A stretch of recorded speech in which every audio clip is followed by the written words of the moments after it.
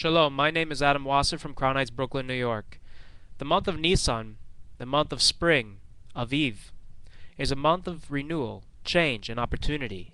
It is the month we celebrate one of the most important holidays of the year, Passover, Pesach. Passover is a holiday where we do not eat leavened bread. We do not eat bread. We clean our houses and empty them of all wheat products. You could say we do a thing of spring cleaning. We wipe everything away and clean everything. We sell any of the chomets, the bread that is left over, we sell to a non-Jew. Doesn't mean that we give it away, but we put it away in a symbolic meaning that we wipe our hands clean of chomets, of bread. There's a law from the Torah, not a rabbinical law. Pesach is interesting because we eat something called matzah, unleavened bread, kind of like a cracker. Now you can go to your grocery store anywhere in America and find a square-shaped box with matzah that has been made from a machine mostly. But there is another kind of matzah. It's called shmor matzah, which is circular in shape, which is made handmade. I've worked 2 years in a row, several years ago, in a matzah bakery in Borough Park, Brooklyn, and basically I would get up in the morning, early in the morning, at sunrise, and I would go up into an attic where I'd be totally isolated in a room with flour that was made by hand, mind you, and I would have a grinder, the old-fashioned hand grinder, and I would put the wheat into the actual wheat into the grinder and grind it by hand and make wheat out of it. This was a special kind of matzah that was considered more holier than the other matzah. Once I did that, 2 weeks later, I would go downstairs into the matzah bakery and I would be the kemach boy. I was in charge of the flour. Now, if you have not been to a matzah bakery, you have a flour room, a water room, a mixing room where you mix the flour and the water together to make the dough, and then you have the area where they roll the dough into the matzah, and then you have the back room where they actually cook it in a brick oven style oven, totally taken care of heated by wood. Every 18 minutes, everybody would have to stop what they're doing, clean themselves, clean their fingers, and make sure there's no flour or dough left on them, because after 18 minutes it was considered that it would rise and become like chomets. It would become like bread. So every 18 minutes we'd stop, we'd change paper, and start all over again. Very hard and back-breaking work. But ultimately, you come out with a very holy kind of cracker, something that was made homemade with no machinery involved. Now, this is shmor matzah is what the ancients ate. It's what Jesus ate at the Last Supper. And there's a thing that we learn in Chassidus that matzah, chomets is spelled with a chaf, the Hebrew letter chaf.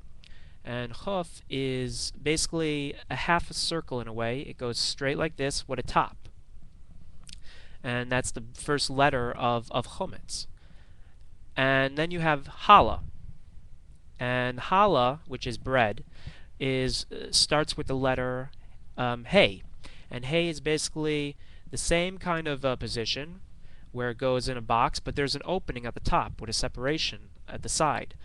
This idea is to say that with challah, with bread, you can become somebody. You can grow and you can prosper and you can become a good person, become a Baal Tshuva, and be reborn again.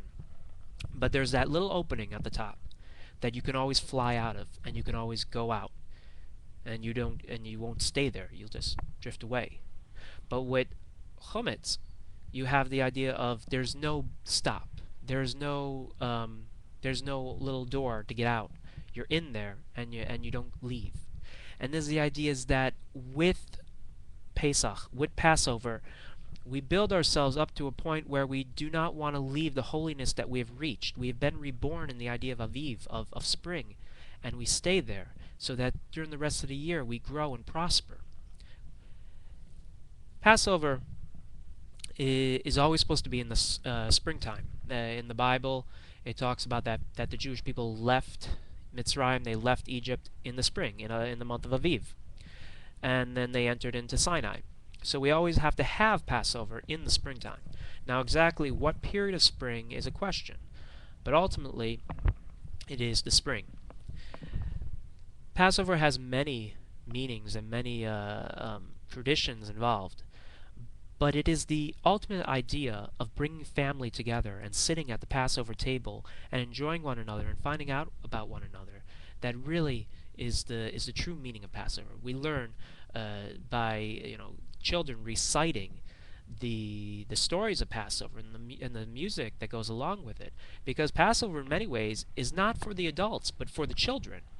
That's why we always have the children recite different verses um, of the story of Passover, because it is for the children to remind themselves where we came from, what we're about, and where we're trying to get to.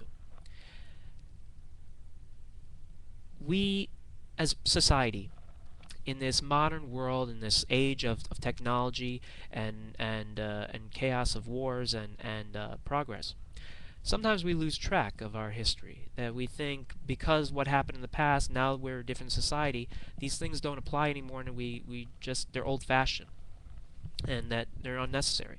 But in reality, many times, by looking at the past and by learning the past, we learn about ourselves and the future to come. Have you ever heard the phrase, history repeats itself? Well, it has a tendency to do so, to repeat itself. By learning the story of Passover, in many ways we learn about what's going around in the world around us. The idea that, yes, there's a lot of problems that are happening in our lives. Everybody has a problem. Different people have different problems, but no matter what, if you have a problem in your life, it is your problem. By learning about people, the Jewish people who were enslaved, the Jewish people came to Mitzrayim, they came to Egypt. It's very successful. They were businessmen, they grew into politicians and farmers and herders. They were very well off in Egypt. But there was a downside. The Egyptians became very jealous of the Jews and wanted to destroy them. They didn't like how much power they had. And the Jews fell. They were on a high level, and they went right down. The only Jews that weren't enslaved were the tribe of Levi, and that is one of the reasons why they were chosen to be the high priest, because they dedicated their lives to Torah and not to the labor. Ultimately, we learn from this that one day we can have it, and the next day we lose it. But that doesn't mean we can't have it again, because in the end of the story of Passover, the Jewish people leave their slavery, and they go into the promised land. They go at least towards the promised land, and they get another chance in life. And we always must remember that life continues, and as long as you're breathing air, as long as you have a mind that works, you always have that opportunity. You always have a chance to better yourself and look forward to uplifting. But you must be able to push yourself into that direction. You must be able to give yourself the opportunity to make those decisions that will guide you into a higher light. And the Jewish people did that. When they were enslaved, they prayed out to God. They said, Kadosh Baruch Hu, save us, redeem us, take us away from this. They had faith in Moshe Rabbeinu, Moses, that he would take them out of the bondage. When the Jewish people were at the Yam Hasaf, the Red Sea, it didn't part at first. They didn't know. They said, well, what are we doing here? We should have just stayed in Egypt. Why'd you bring us here? So we should die at the sea by the hands of the Egyptians. But the leader of Yehuda, of Judah, jumped into the ocean, and the sea was split, the Sea of Reeds. And the Jewish people went across the Sea of Reeds and into the redemption. They had faith. They gave it a chance, and they pushed ahead. Passover has meanings for everyone, and everybody at their own level enjoys it in different ways. But we always must look at the Passover Seder, at the Suda, at the Hargada, and all the things that come with the charoses and the Hillel sandwiches and the lattice and the potatoes and the salt water and grandma and grandpa and mama and tati and everybody that's involved. And we must be thankful. In a way, Passover is the thanksgiving of the Jewish people. I wish everyone a happy and kosher Pesach, an affordable Passover, a clean Passover. And please, keep in mind that what happened then is relevant to our everyday life in our own way. It is relevant to what is going on in Israel today in many ways. Today in Israel, we are faced with enemies on all sides and within. We are faced with the idea. Do you know, during the plagues of Egypt, 10 plagues, the plague of darkness killed many Jews. In fact, more Jews were killed in the plague of darkness than even left Egypt. It's estimated 600,000 men from 13 to 70 left Egypt, but altogether it is assumed that 3 million Jews left Mitzrayim, left Egypt. But about 8 million Jews died in the plague of darkness. Why? Because they didn't want to leave. They were happy. They had no desire to let go of Egyptian life, the Egyptian society. Mind you, the Jewish people were freed from Egypt because they almost became like the Egyptians. They were falling to the ground. There was almost no need to be a Jew because they were so Egyptianized. God saved the Jewish people because he knew if he didn't do it then, there would be no Jewish people today. Israel today is very secular in the sense that we don't know exactly what it is to be a Jew.